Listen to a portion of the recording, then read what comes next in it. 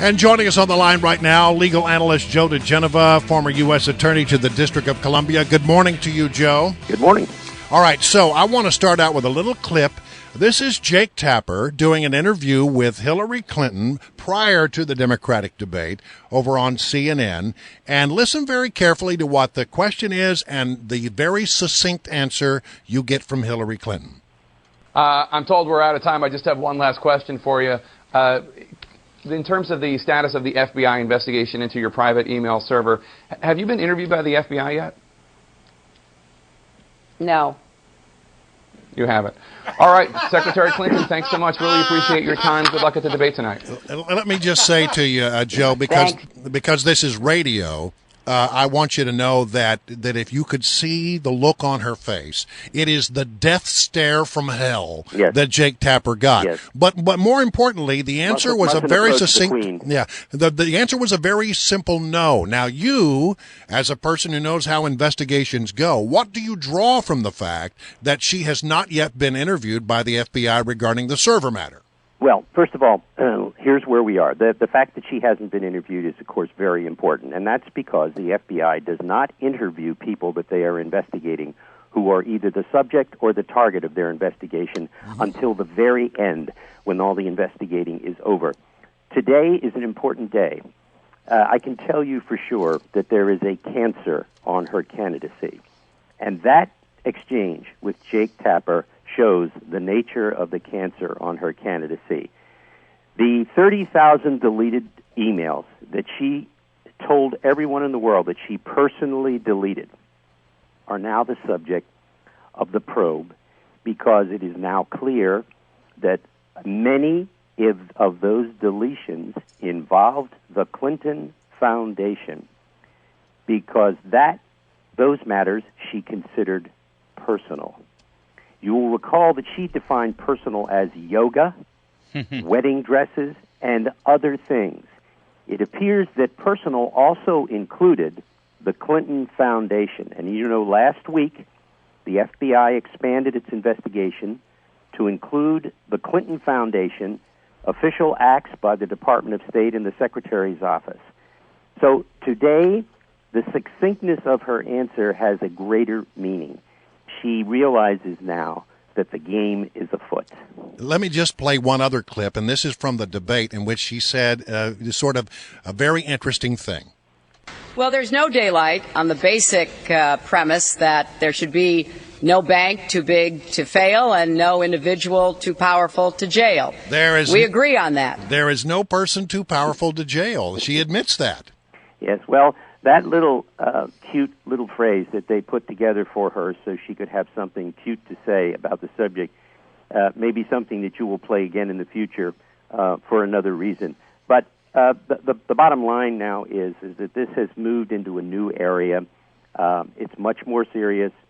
She is now considered a subject. In criminal investigations, there are three types of people: witnesses, subjects, and targets. She shortly will be a target, but right now she is a subject, and that means, under DOJ guidelines, someone in whom the grand jury is interested. And Mrs. Clinton is most definitely someone in whom the grand jury is interested. And her Joe, laugh will not continue long. And Joe, oh, thank God for that. Joe, if we can just reiterate this fact, the fact that she is now saying to Jake Tapper that she has not been interviewed yet by the FBI. Right. Again, if you believe Camp Clinton, this FBI investigation has nothing to do with Hillary. They're just looking at the practices. They're looking at the servers and things like that, but not about her personally.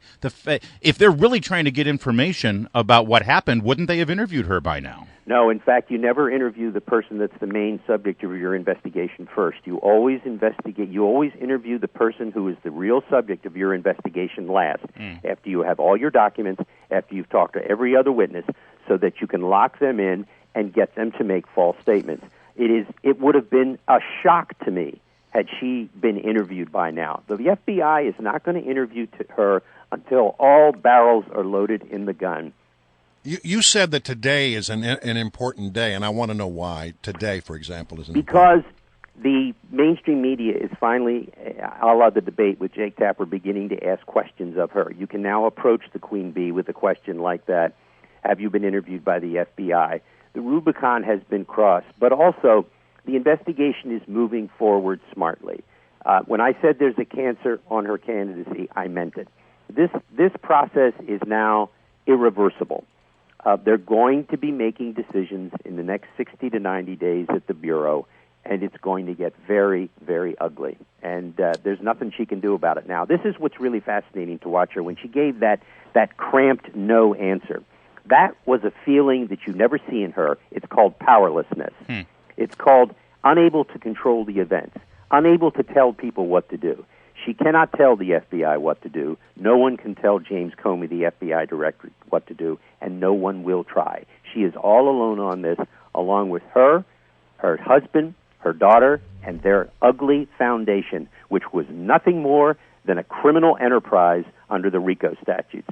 And I can assure you that RICO will be looked at as a charging because they used the Department of State, the Secretary's office, and the Clinton Foundation as a joint criminal enterprise to take bribes and to conduct official acts in return for money. Have you been interviewed by the FBI yet? No. All right, Joe, great stuff. Before we leave you, we want to hear from you about this movie, 13 Hours. Whole lot of people went to see this movie this weekend, the number 3 movie in the nation, even though it had relatively limited release. Did you get to see it? What do you think? I've not seen it yet, but I've seen parts of it, and I will tell you that the former mission chief of the CIA who's been interviewed, they call him a station chief, he isn't. He was the chief of mission of the CIA. He says that there was no stand-down order.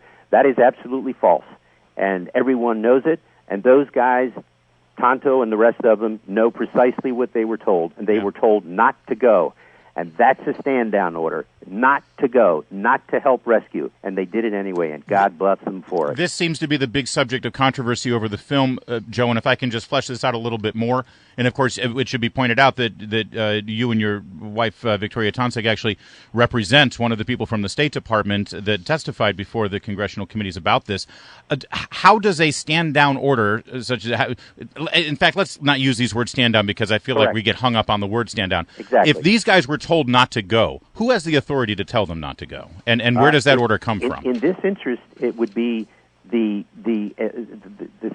mission chief could tell them not to go because they were employees of the agency. They were contract officers of the CIA. But the person who had the authority to authorize military intervention was the Secretary of State under the unique arrangement in Libya. It wasn't the Department of Defense. They were ready to go, but the Secretary of State did not authorize rescue operations. And Tonto and the rest of them were told to stand still.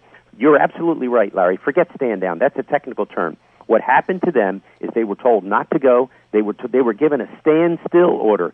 Do not go. And that's exactly what happened. And I have no idea why the mission chief insists on saying that he did not tell them not to go. He may be resting on the technical interpretation of the word stand down. Yeah, Joe, we got to leave it there. But as we've now discovered in some email discovery, they had every indication that they could have helped. Absolutely. But they were never told to go. There were people available in the Mediterranean who could have been in there within the hour. And they were begging to. Thank you, Joe. It's 7:15. Thanks, Joe.